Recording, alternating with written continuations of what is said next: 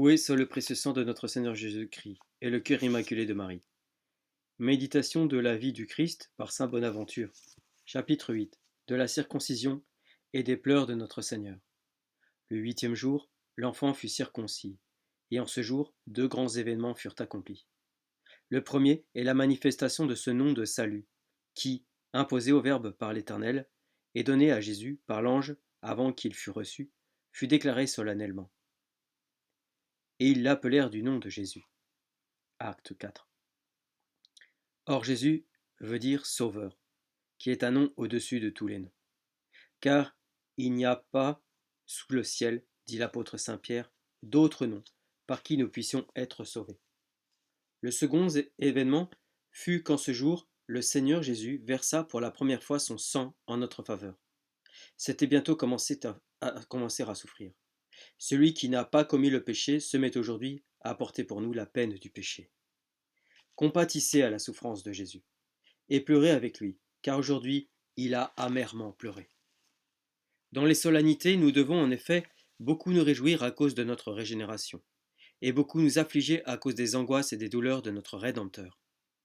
Vous avez entendu dans la Nativité quelle affliction et quelle pénurie il a soufferte, et notamment quand sa mère fut réduite, en le déposant dans la crèche, à placer sous sa tête une pierre entourée de foin, ainsi que je l'ai appris de notre frère qui l'a vu. Encore actuellement, la pierre est scellée dans le mur en souvenir de ce fait. Jugez comme Notre-Dame aurait pu plaisir à employer bien plutôt un oreiller doux et moelleux, si elle en avait possédé. Mais comme elle n'en avait rien de mieux, elle se décide en grande tristesse, de cœur, à se servir de cette pierre. Aujourd'hui, vous l'entendez, Jésus verse son sang. Sa chair est entamée par le couteau de pierre.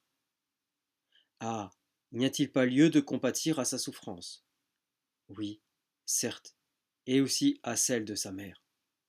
L'enfant Jésus pleura donc aujourd'hui, à cause de la douleur qu'il ressentait dans sa chair, car il avait une chair véritable et sensible comme celle des autres hommes. Mais pendant qu'il pleurait, pensez-vous que sa mère ait pu retenir ses propres larmes? Elle pleura donc, et son fils, déposé sur son sein, la voyant pleurer, tendit sa petite main vers sa bouche et vers son beau visage, comme s'il eût supplié par ces signes de ne pas pleurer.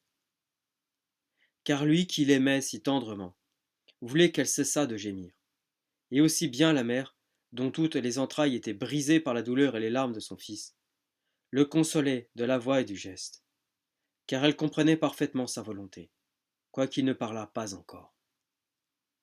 Elle lui disait, mon fils, si vous voulez que je cesse de pleurer, cessez aussi, car lorsque vous gémissez, je ne peux que gémir.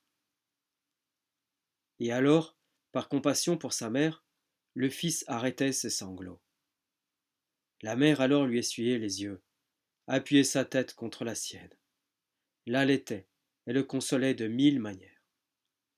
Ainsi faisait-elle chaque fois qu'il pleurait, ce qui lui arrivait souvent comme aux enfants, parce qu'il voulait montrer la misère de la nature humaine, qu'il avait prise en toute vérité, et aussi parce qu'il voulait se cacher, de peur que le démon ne lui reconnût. C'est pourquoi l'Église chante aujourd'hui l'enfant vagit, vagit infans, etc. Aujourd'hui également cesse la circoncision corporelle, et elle est remplacée par le baptême, qui est d'une plus grande grâce et d'une moindre douleur. Néanmoins, nous devons garder la circoncision spirituelle, et retrancher tout ce qui est superflu, c'est-à-dire ce que commande la vertu de pauvreté. Car le vrai pauvre est celui qui est vraiment circoncis spirituellement. C'est ce qu'au témoignage de saint Bernard, l'apôtre, enseigne par ces mots. Quand nous avons le vivre et le vêtement, soyons contents. La circoncision spirituelle doit s'étendre à tous les sens de notre corps. Usons donc de la plus grande modération dans la vue, dans l'ouïe, dans le goût, dans le toucher, et surtout dans la parole. La loquacité, en effet, est un vice détestable, odieux et déplaisant à Dieu et aux hommes. Aussi devons-nous circoncire notre langue, c'est-à-dire parler peu et utilement. Le silence est une vertu, et ce n'est pas sans raison qu'il a été ordonné aux religieux. Saint Grégoire dit à ce sujet: celui-là sait parler à propos, qui d'abord a bien appris à se taire, car la règle du silence est l'aliment de la parole.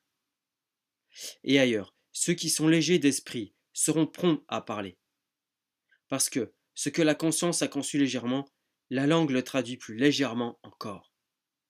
Et saint Bernard ajoute dans son sermon sur l'Épiphanie, qui commence par ces mots: dans les œuvres du Seigneur, qui ne sait combien la langue nous fait commettre de péchés, par les vaines conversations, par les mensonges, par les médisances et les flatteries, par les paroles de malice et de jactance. Pour tout cela, il faut la cinquième mesure, c'est-à-dire le silence, garde de la religion, en qui est notre force. Et ailleurs, le même saint dit encore: l'oisiveté est la mère des paroles légères, et la marâtre des vertus. Et ce qui n'est que légèreté pour des laïcs est un blasphème dans la bouche du prêtre.